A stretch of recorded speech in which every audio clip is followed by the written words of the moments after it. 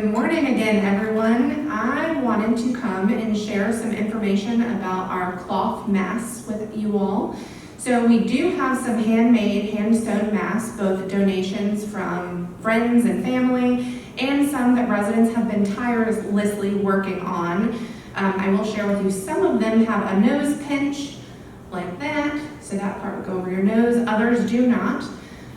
Currently, we only have about 50 masks that have been donated. Our plan is for all the independent living residents to get one mask each.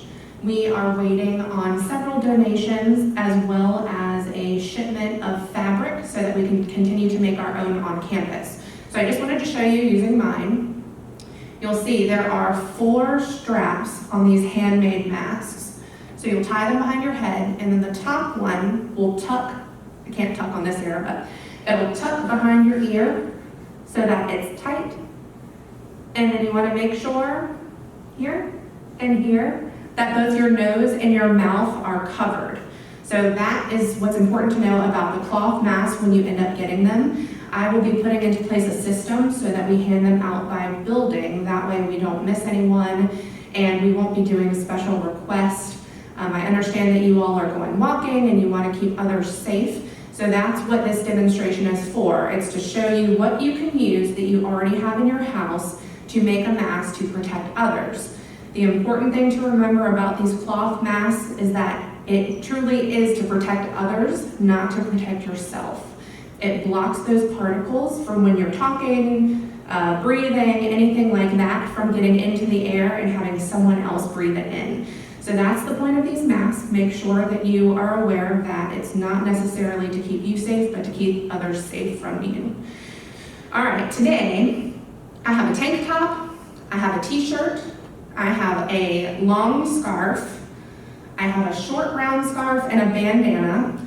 I've also got hair ties and rubber bands. Instead of hair ties or rubber bands, you can cut the cuffs off your socks, you can cut them off of sweatshirts.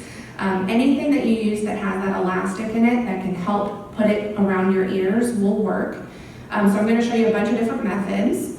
The first one will be with my tank top. So you would take, I'm going to take this off just a minute. You're going to take the back side and put it around your ears.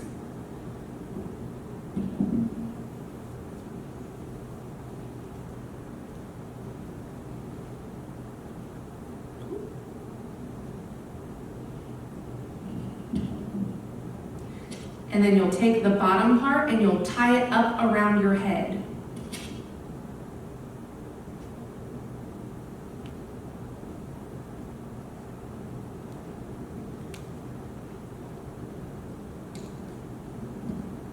The important thing is that you can breathe. Make sure that you can breathe through whatever you are tying around your head. Also, make sure that you cover your nose and your mouth.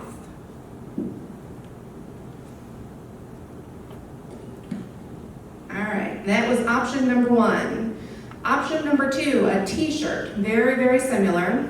You'll take the top part where the collar is, and you'll tie that around your head first using the sleeves, and then you tie up the bottom again around your head.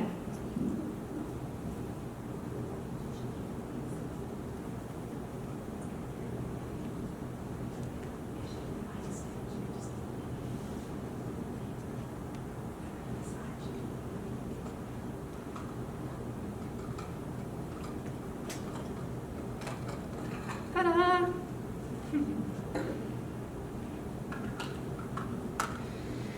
And keep in mind, if the bottom of your t-shirt or your tank top is too tight to tie around your head, you can tuck it in where you tied the sleeves. So don't worry if it's a little bit too tight, you can tuck it in and then that'll take care of it too. My next option is just a regular scarf. So you want to take it to where you have the loop. Thank you. Can you still hear me? So you take it to where you have, sorry, can you thank you. All right, I hope everyone can still hear me. So take your loop. You take your loop and then you're gonna tie it through the loop on the back of your head, okay? So loop here, in front of your nose and mouth.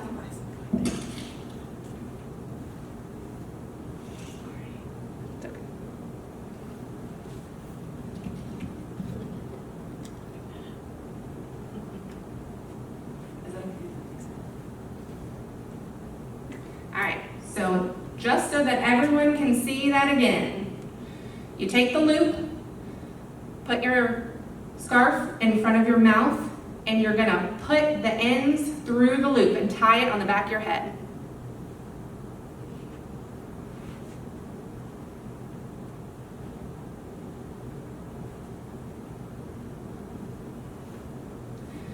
All right, and if you don't have any of that, next we're gonna try a smaller scarf. This is a loop scarf that I had. And we're just gonna fold it so that it's a little bit smaller than it was.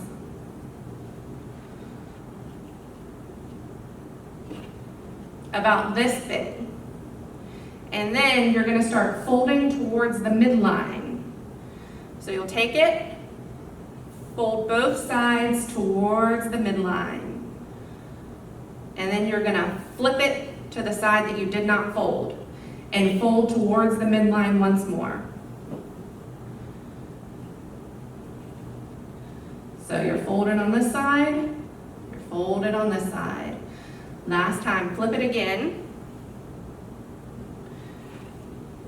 And I'm gonna show you two earpiece methods. The first one I'm gonna show you is a behind the head method. So I've got 4 hair ties. You can use 4 rubber bands, 4 of those sock cuffs, 4 sweatshirt cuffs, and you're just gonna loop them together. And this is probably the hardest part of these masks. But you take the one that's on the bottom and you loop it through itself and pull. So take the one that's on the bottom, loop it through itself and pull. And you're just gonna do that until you've got 4 of them together. And that's gonna create the piece that'll go behind your head. This one is a little bit more comfortable to me than just the ear loops. Those kind of hurt you after a little bit. So this is my preferred method, but it's up to you.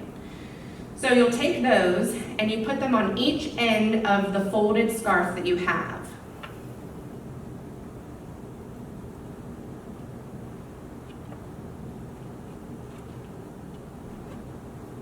So far this is what you have.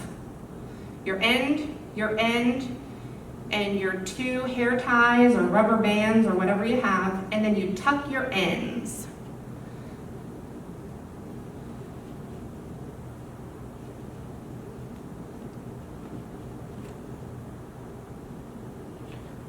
So you just tuck them in. So you've got your mask, you've got your back piece, and then you pull your back piece just over your head. And it's okay if it slips, you just need to retuck.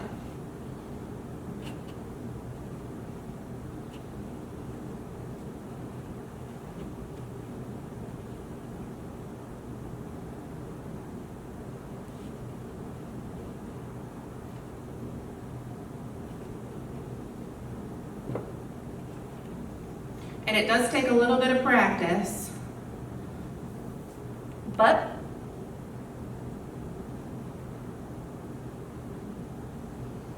just like that. So this one, you'll notice it goes behind my head. It might slip under your ears, wherever's comfortable for you, above your ears, on your head, under your ears, just as long as you're covering your mouth and your nose. And our last option is a bandana. I know a lot of you have these from sun protection and whatever else you might use them for. We're gonna fold it in the same method. So fold towards your midline, like such, and flip it, and fold towards the midline once more.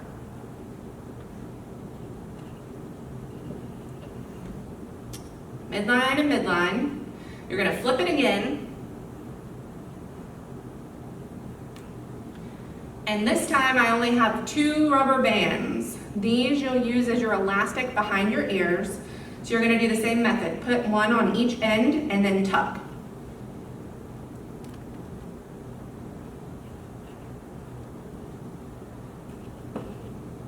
If you leave plenty of room to tuck, it will almost guaranteed not fall apart.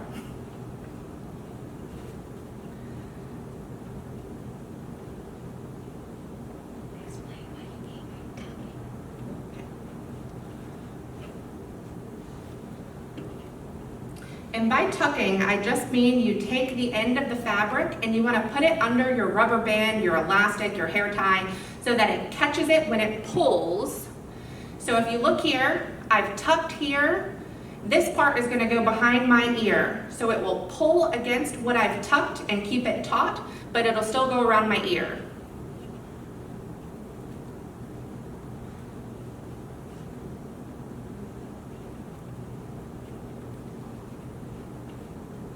So here's your mask. You just place it.